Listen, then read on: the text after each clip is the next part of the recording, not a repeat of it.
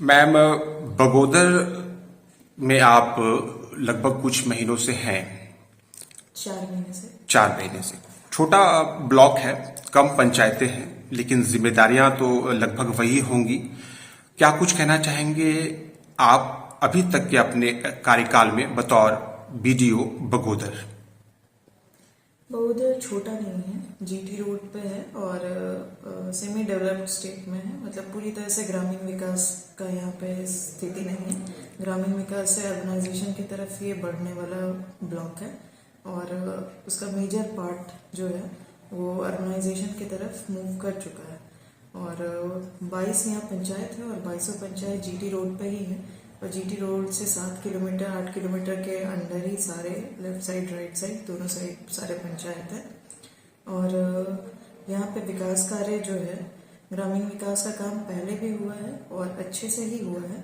और अभी भी यहाँ पे ग्रामीण विकास का काम है। जो लोग सशक्त हैं, अपनी बातों को सामने रखते हैं और समझ बूझ करके उनको ब्लॉक में किस तरह की सरकार के द्वारा किस तरह की सुविधाएं मिल रही हैं उसको वो जानते हैं और अपनी तरफ से मैक्सिमम पंचायत से या ब्लॉक से चीज़ों को, जो भी सरकारी सुविधाएं हैं उसको लेने की कोशिश करता है। पंचायतों का विकास के बारे में मैम चाहेंगे कि आप जानकारी दें कि पंचायतों में मनरेगा और 15वीं वित्त के काम इस समय किस तरह से हो रहे हैं। साथ ही साथ सरकार की एक महत्वाकांक्षी योजना जो मैया सम्मान है, उस योजना की क्या स्थिति बगोदर प्रखंड में है?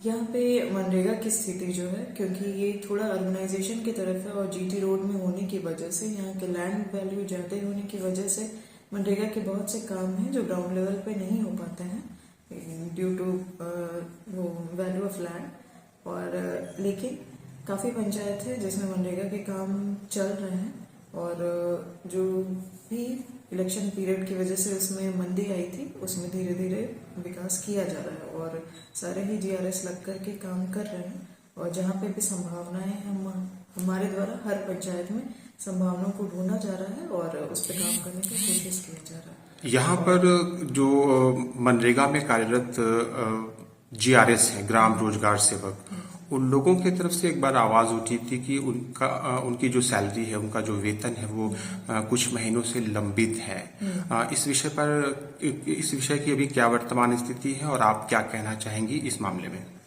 यहाँ पे जिस तरह की मनरेगा की स्थिति थी पहले से और ये यहाँ की डेमोग्राफी और जो भी अर्बनाइजेशन की तरफ है, उस वजह से मनरेगा का काम यहाँ पे थोड़ा कम था और जिसकी वजह से मनरेगा में जो भी उनके जीआरएस होते हैं, रोजगार सेवक होते हैं, उनका जो सैलरी होता है, उनका जो वेतन होता है, वो मनरेगा में जो भी पेमेंट आता है प्रशासनिक व्यय, ठीक है, उससे ही उनको दिया जाता है।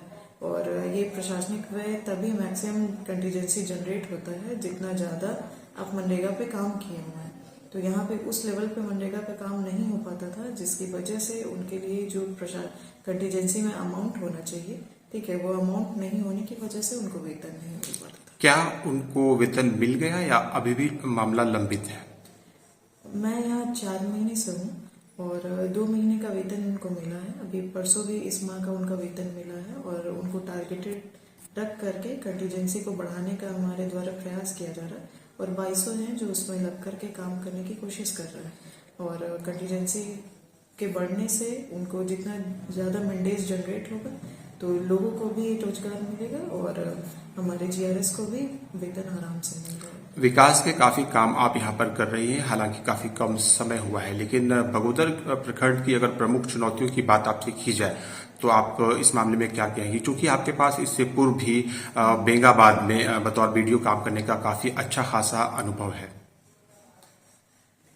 बगोदर में क्योंकि जीटी रोड होने की वजह से ग्रामीण विकास का काम थोड़ा कम होता है कंपेरेटिवली बाकी ब्लॉक के। जो ग्रामीण क्षेत्र पूरी तरह से ग्रामीण क्षेत्र है या 20% 10% जहाँ पे अर्बनाइजेशन का पार्ट है, यहाँ पे वो एक मेजर पार्ट है। इसलिए यहाँ पे ग्रामीण में व्यावसायिक वर्ग काफ़ी है, व्यावसायिक वर्ग यहाँ पे बढ़ रहे हैं और उनका चैम्बर भी है और बाकायदा वो लोग बाकी को भी डायरेक्शन दे रहे हैं और लोग व्यवसाय की तरफ ज़्यादा अट्रैक्टिव हो रहे हैं बनस्पत के ग्रामीण में कृषि और इन सभी कामों में।